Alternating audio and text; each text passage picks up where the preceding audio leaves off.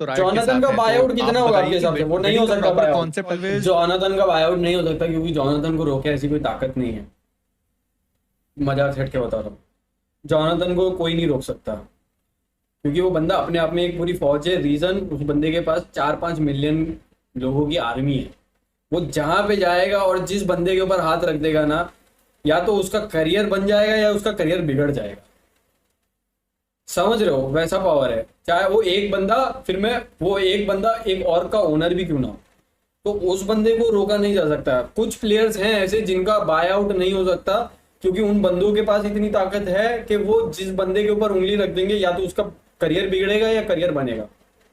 तो मैं ये कह रहा हूं कि कुछ प्लेयर्स ऐसे हैं जिनका कभी बाय आउट नहीं हो सकता क्योंकि भाई तुम जॉनथन की क्या बाय आउट वैल्यू लगाओगे? मेरे को एक चीज बताओ, वो बंदा जो सैलरी लेता है वो एक प्रॉपर टीयर 1 और के 4 प्लेयर्स की सैलरी बराबर होगी, ठीक है? कुछ ऑर्क्स की, सबकी नहीं, कुछ ऑर्क्स के प्लेयर 4 प्लेयर्स के बराबर की अकेले की सैलरी होगी। वो बंदा वो कितने टाइम से वहां पे सैलरी ले रहा है? 2-3 साल। ठीक है, 2-3 साल में कैलकुलेट कर लो, मान के मैं तो एस्टिमेट मान के चल रहा हूँ 5 लाख रुपए सैलरी डाल दो। तो 5 लाख रुपए जब सैलरी हो गया तो भाई 1.5 करोड़। 1.5 करोड़ के बाद में उस बंदे ने इतनी सारी डील करी है, जो सारी की सारी डील गॉडलाइक के थ्रू आई है, तो उसका भी परसेंटेज गॉडलाइक ने लिया है और ऊपर से जॉनथन को भी वो पैसा मिला है, तो उसका बाया। फिर बाद में भाई जितना भी अब तक जितना भी पैसा कमाया भाई, समझ लो ना यार, सबको टोटल करके भाई तुम क्या 15 करोड़ 20 करोड़ कौन बंदा देगा यार बाय आउट के लिए?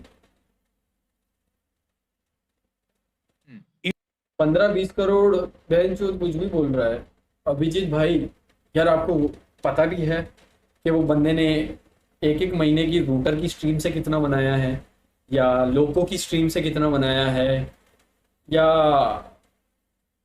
टूर्नामेंट विनिंग्स हो गई, या उसकी डील्स कितने की होती है, उसका रेडबुल के साथ कॉन्ट्रैक्ट कितने टाइम का है, कितने रुपए का है, कुछ आइडिया है आपको? जो अभिजीत भाई आप मेरे को बोल रहे हो 15-20 करोड़ कुछ भी बोल रहा है, मतलब समझ रहे हो मैं क्या बोल रहा हूँ? मतलब समझ रहे हो? मतलब एक रफ एस्टिमेट मैं बोल रहा हूँ। रेडबुल का एथलीट है वो, ठीक है, एक तरीके से ब्रांड एम्बेसडर मान के चल लो इंडिया का, ठीक है? बहुत सारे हैं उनके रेडबुल के, बट एक वो भी है, ठीक है? रेडबुल हो गया। रूटर की उसने कितनी स्ट्रीम करी है, अभी भी वो स्ट्रीम करता है रूटर पे। लोको पे उसने स्ट्रीम करी है। लोको का रेवेन्यू सिस्टम आपको पता है किस तरीके था? मतलब फॉर एवरी सिंगल वॉचिंग, अगर आप अकेले बंदे हो अभिजीत भाई, अगर आपने जॉनथन की स्ट्रीम 1 घंटे देख ली, 1 घंटे देख ली लोको पे या रूटर पे, Loco will pay him 5 rupees for your 1 hour spend on Jonathan. Spend किसने किया? आपने किया। पैसा किसको मिला? जॉनथन को, because he is entertaining you. For every 1 hour that you are spending on Jonathan he is getting 5-6-7 जो भी कैलकुलेटेड होगा, बट मैं बेयर मिनिमम 5 रुपीज बोल रहा हूँ। और जॉनथन की वॉचिंग आपको भी पता कितनी होती है। तो अगर 30,000 की वॉचिंग है तो 30,000 बंदों में से मान के चलो 10,000 बंदे तो 1 घंटा रहेंगे। तो अगर 10,000 बंदे 1 घंटे रह रहे हैं और वो बंदा 2 घंटे की स्ट्रीम कर रहा है, 20,000 घंटे, 20,000 घंटे इंटू 5 कर भाई, 1 लाख रुपए होते हैं एक स्ट्रीम का। अब तू मेरे को बोलते 15 करोड़ नहीं होते होंगे तो, If और that वो 2 साल से स्ट्रीम कर रहा है।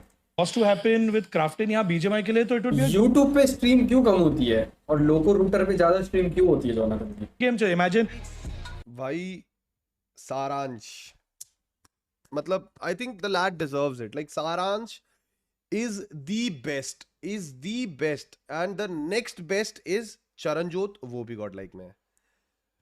गॉडम में इंडिया से तो छोड़ो, इंडिया में तो है ही खैर वो लाइनअप बेस्ट, बट वर्ल्ड में भी भाई अभी इतना क्लोज गए थे, इतना जबरदस्त खेल रहे हैं भाई। मतलब गॉडलाइक का ई स्पोर्ट्स सीन तो सॉर्टेड है, बट या मतलब यहाँ पे सारांश का नाम आया, गॉडलाइक ने प्रॉपर रेस्पेक्ट पे किया है चैंपियन को।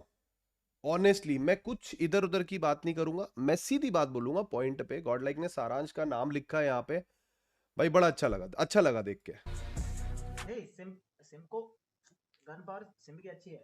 मेरे से बहुत सीखना है, समझ रहा है? हाँ वो बहुत एकदम सही। निचले स्टेज पे। लेकिन मैंने ये जब एक्वा ये जब सिम गया था ना, मैंने उसे एक चीज पक्का बोली थी कि भाई सिम हमें मतलब ऐसा रिग्रेट करवाइए तो वहां पे जाके। मैंने उसे बोला था कि हमें रिग्रेट कराइए कि हमने सिम को क्यों जाने दिया। मैंने ये बोला कि क्यों गया यार, हमें सिम को नहीं भेजना चाहिए था, यही हमें रिग्रेट कराइए। और उसे हर दिन आज बोलता हूँ कि हमें रिग्रेट करा सही में, क्योंकि उसमें वो कैलिबर है। और मैं फीएस कमीशन में बोलता था कि एक दिन ये प्लेयर फाड़ेगा, एक दिन ये प्लेयर फाड़ेगा। मुझे ट्रस्ट नहीं होता था सच बताऊं तो, क्योंकि देखो जो है सो है।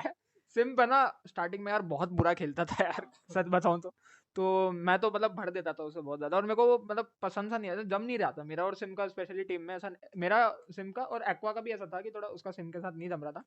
लेकिन हमारा आईजीएल वो बेंच अंडरडॉग सपोर्टर, नहीं बहुत बढ़िया खेलता है। अभी देख अच्छा नहीं खेल रहा हाँ ऑनलाइन। बढ़िया तो खेल रहा है यार, एकदम एक नंबर खेल रहा है। हाँ, मतलब गॉडल में ऐसा सिम्प एडमिनो मतलब बेस्ट एडिशन है अब तक के। गॉड लाइक में वो नहीं है ना, फ्री मैन का रोल किसी पे नहीं है तो सिम्प को क्यों निकाला गाइस? चलो सिम्प की मैं एकदम सच बात बताता हूँ, ठीक है? सिम्प देखो, सिम्प हमारे पास बहुत टाइम से था। अब मुझे हमेशा से था कि सिम्प को प्लेइंग 4 में लाना है, ठीक है?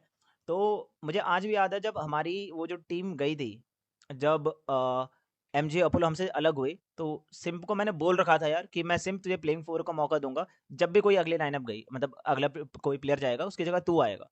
लेकिन हुआ क्या कि यार हमारे 2 मेन प्लेयर चले गए, ठीक है?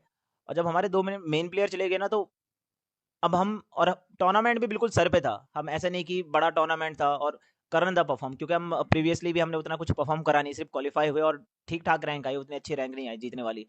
और सिम को लाना और खिलाना थोड़ा गैम्बल हो जाता, तो मुझे चाहिए था कि यार दिमाग में ना आए, कि मुझे लगा कि सिम को थोड़ा बहुत सीखने की जरूरत है। और बाकी साथ के साथ वो सीखता रहता था, हम बाकी जो स्क्रिम्स थे वो भी खिलाते रहते थे। लेकिन मुझे एक चाहिए था कि यार कोई ऐसा पेयर आए जिनके आपस में सिनर्जी ऑलरेडी हो, क्योंकि टूर्नामेंट पास था और मुझे बिल्कुल 2 प्लेयर्स के साथ नई सिनर्जी बनवाना तो डिफिकल्ट हो जाता। तो फिर मैंने ब्लेज और एको को चुना, क्योंकि इन दोनों के आपस में सिनर्जी पहले से थी, और फिर हमें बस हम दोनों को इन दोनों से कनेक्ट करना था बस ऐसे, और वो हो गया टाइम के साथ। तो बस यही। और बाकी सिम्प का ये हुआ कि अभी बीजाएस था, ठीक है? अब बीजाएस था तो सिम्प और मैं बात ही कर रहे थे, सिम्प ने बोला कि मुझे चांस है खेलने का। तो यार अभी लाइनअप में सब बढ़िया ही जा रहा था, ठीक है? अब पंक भी आया, अब फिर तो ऐसा हो गया था सिम्प को प्लेइंग 4 में खिलाना मेरे लिए बहुत मुश्किल हो गया था। और मुझे उसका पता है कि टैलेंट कैसा है, बहुत बहुत बढ़िया टैलेंट है, बहुत हार्ड वर्किंग है, बहुत डिसिप्लिन्ड है। तो मैंने सिम्प से बात ही करी थी कि सिम्प देख, मुश्किल है, मैं तेरे को बोलूंगा कि तू किसी और टीम से खेल ले। तो सिम्प कहा कि यार सेंसी भाई मैं ऐसा कैसे खेल लूँ, अभी तो सबके टीम रजिस्टर भी हो चुके होंगे, उससे बढ़िया मैं 50 बैठ जाता हूँ, और मैं अगर कोई ऐसी टीम में जाता हूँ जो क्वालिफाई नहीं होगी तो क्या मतलब होगा। तो मैंने बोला सिम देख, तू ऐसे तो बैठा रह जाएगा, तू बेटर है कि मैंने उसे अच्छे से समझाया कि देख तू किसी टीम के साथ खेल, वो टीम भले ही बाहर हो जाए, वो भले ही बाहर हो जाए, लेकिन एटलीस्ट जो एक्सपीरियंस तो मिलेगा, एटलीस्ट तो कहीं पे खेलेगा तो लोगों को पता तो लगेगा कि भाई कितना अच्छा प्लेयर है सिम्प, ठीक है? तो सिम्प ने समझाया उसे, और वो समझदार तो है ही, वो उसे पता है कि मैं उसके साथ कभी बुरा नहीं करूंगा, छोटे भाई जैसे। तो समझा वो बात। तो उसके बाद मैंने ना टीम से बात करना शुरू करी, मैंने बोला तू भी टीम से बात कर और मैं भी टीम से बात करता हूँ, जो टीम सबसे बेस्ट रहेगी हम दोनों मिलकर तेरे लिए वो सिलेक्ट कर लेंगे, ठीक है? तो अ, उसे गॉड लाइक का ऑफर आया, और नहीं, बाकी और का नाम नहीं बताएंगे, मतलब 1 2 3 और थी जिन्होंने बोला हम सिम को प्लेइंग 4 में ले लेंगे। लेकिन उसमें सबसे बड़ा जो ऑप्शन मुझे लगा वो गॉड लाइक ही था उसके लिए, क्योंकि उनको एक प्लेयर की नीड थी, और मुझे लगा कि वो वहाँ पे फिट बैठ जाएगा, क्योंकि सिम ऐसा प्लेयर है ना, सबकी सुनेगा वो, और गॉड लाइक में एक ऐसा प्लेयर चाहिए था जो जेली की सुने, जो मुझे हमेशा से कमी लगती थी। तो मैंने सिम को बोला यार कि जाके खेल गॉड लाइक के साथ, और मैंने जेली को भी कॉल करके एश्योरेंस दी, मैंने एडमिनो से भी बात करी कि भाई तुम सिम को खिलाओ, और मेरी गारंटी है कि पक्का अच्छा परफॉर्म करेगा। मैंने उन्हें लिटरली ये बोला था कि मेरी गारंटी है कि पक्का अच्छा खेलेगा, तुम उसे जैसे बोलोगे वैसे खेलेगा वो। और बाकी तुम देख ही रहे हो यार परफॉर्मेंस, लड़का अपना परफॉर्म कर सीधा राउंड 4 पे, और अच्छा खेल रहा है। एक गेम में उसने 6 फिनिशेस निकाले थे इस वीक में, और अच्छा खेला उसने, ओवरऑल बहुत अच्छा खेल रहा है, एंट्री निकाल रहा है वो लड़का। तुम्हारे ओनर ने अपोलो ने एमजे का करियर खराब किया, आस्क बाय आउट और सिंप के साथ सेम किया, क्रॉन्टन ने 1 करोड़ पे किया है गाइस मैं एक चीज बताता हूँ, बाय आउट आप सिम से खुद ही पूछ सकते हो, या आप गॉड लाइक से खुद ही पूछ सकते हो कि कितने का बाय आउट हुआ है, बिल्कुल फ्री ऑफ कॉस्ट दिया हमने।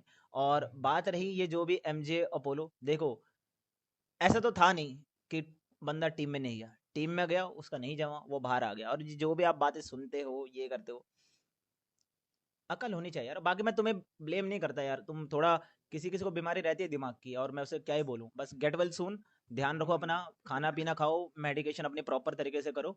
बाकी मैं कुछ नहीं बोलूंगा, ठीक है। आपका मेन हेट आपके ओनर की वजह से आया है, जो फर्जी में पूरे गॉडलाइक को टारगेट करिए पोचिंग है। जबकि देखो मैं एक चीज बताता हूँ, ठीक है, हम जो है ना, आप सब ऑडियंस हो, हम सब प्लेयर्स हैं, बाकी सब ओनर है। वो जो बोल रहे हैं ना, वो बात ओनर ओनर टू रहने दो, ओनर टू ओनर रहने दो, हम कुछ होते नहीं है। और मैं बताऊं, जितना मुझे पता होगा, जितना आप लोगों को पता होगा, उससे बहुत ज़्यादा अंदर की बातें जितने भी और से ओनर हैं उन्हें पता होगी।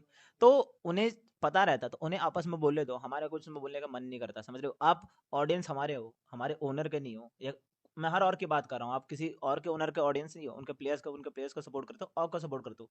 तो हेट भी उन्हीं को दो। मैं बोल रहा हूँ, अगर आप फ्रस्ट्रेट हो जाते हो कि आप जैसे हमारे सपोर्टर्स हैं, उन्हें लगता है हमने परफॉर्म नहीं करा, भरो हमें कि यार सेंसी भाई क्या हमेशा लास्ट डे चोक, सेंसी भाई, समझ समझ रहे हो, क्योंकि आप प्यार भी देते हो। तो आप ये नहीं बोल सकते कि किसी को और के ओनर को, कोई सेंस नहीं बनता उसका। बाकी तुम सब छोटे ही हो यार, और मैं क्या ही बताऊँ इससे ज़्यादा।